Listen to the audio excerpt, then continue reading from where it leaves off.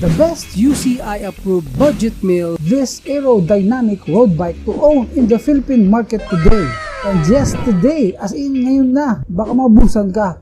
Isa-isayin natin ang bagong labas na bike, di lang bagong labas sa box, kundi bagong release din ni Keesport. And this is the all-new Keesport Ultimate this 2024.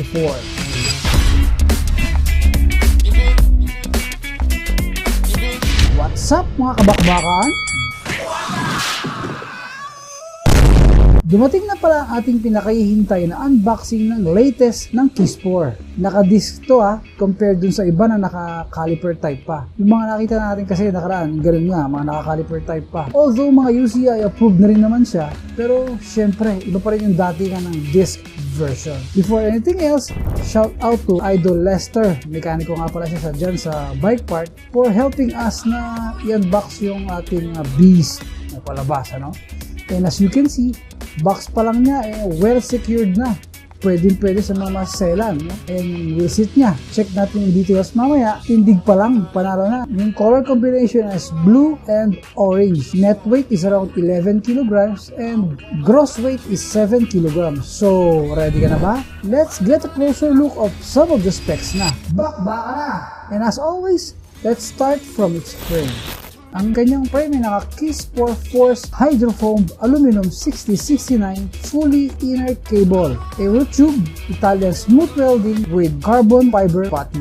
Sa ngayong bike nito is naka-medium size siya, blue and orange color with UCI sticker. Disc type, naka-flat mount na, at yung isa pa yung naka-true axle na siya. Check na rin natin yung tire clearance at mamaya yung tire size. Alamin natin kung anong meron dyan sa UCI sticker na yan. Para saan ba talaga yan? Next naman yung kanyang fork. Pinahira natin from left to right yung kanyang fork na Carbon Torre T800. Naka-tapered na siya and flat mount. Pwede rin yung tire clearance, silipin nyo na rin in case na for whatever. Punta naman tayo sa ating quick facts. Quick facts. The Union Cicliste Internationale or International, yun nga yung UCI ang sinasabi, is the world governing body of cycling.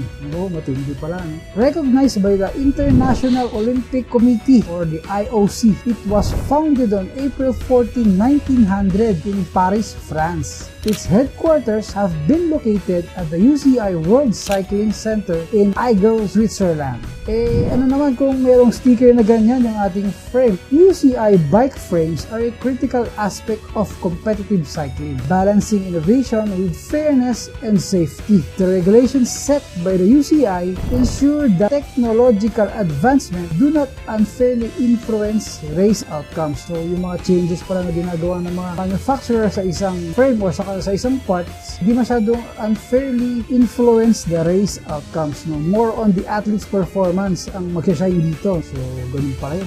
Sa manufacturer side naman, creating a UCI compliant frame is a challenge. Mayroon para sa manufacturer side doon para ma-aprobahan sila. That drives the development of high performance, reliable, and safe bicycles for professional cyclists. So, ganun pala yun, ano? Sa manufacturer side, matindi pala kasi para makuha mo yung UCI sticker na yan, alam mo naman yung mga pro. Iba yung mga feel ng mga yan. For your frame to be approved, pasok yan sa mga feel ng pro. Pwede rin sa mga feeling pro. And at least, ma-feel natin, di ba? Kaya di tayo filman natin yung mga nati-feel ng mga pro. At yan ang ating quick facts.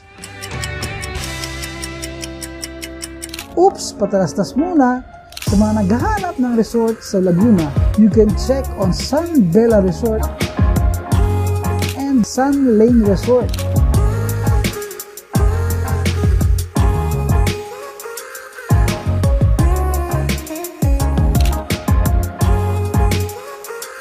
And use the magic word Titibok for faster transaction.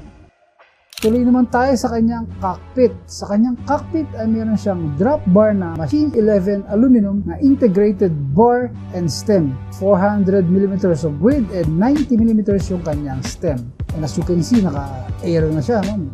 Sa headset naman niya ay naka Machine 11 full inner sealed bearing na size 52 sa kanyang bearing nga, ano? And yung seat post niya ay Aero Hydroform na 300mm.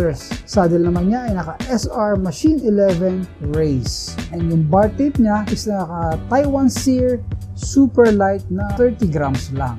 Next naman yung kanyang drivetrain. As you can see, yung kanyang drivetrain ay naka Shimano 105 R7000 all the way. Hindi, ano, mostly naka, ayun nga, ano, na 2x11 speed. Sprocket gear ratio is 11:28 at ang kanyang chain ay naka KMC na 11 speed. Next naman yung kanyang wheelset. Sa wheelset niya, kitang-kita naman yung kanyang tires na Continental Ultra Sport 3 Skin SL na 700/25C. Maximum PSI of 123. Matindi, hindi pa ako nakakaramdam ng ganyan. No? Iba kasi yung MTB na maximum lang ako ng 60 doon. No? Ito, 123, matindi to. No? Comment nga sa mga nakaranas ng 123 pa yung pakiramdam niya. No? Kanyang tube ay naka CST na 700/25 228C. Yung rims naman niya ay naka Machine 11 Weinmann 1938 tubeless ready na 24 holes double wall. Spokes naman niya ay stainless na 14 grams with copper nipples. Hubs naman niya ay naka Machine 11 true axle sa front at rear at cassette type na 6 poles with 24 holes. Sa brakes naman niya, as you can see, yung mga nauna nating napitikan sa cockpit is yung Shimano 105 Drifters Taiwan Juentech F1 caliper brakes na cable actuated. Minsan discuss natin yung cable lock na yan, no? Kasi minsan ginagamitan nila ng term na hydraulic yan.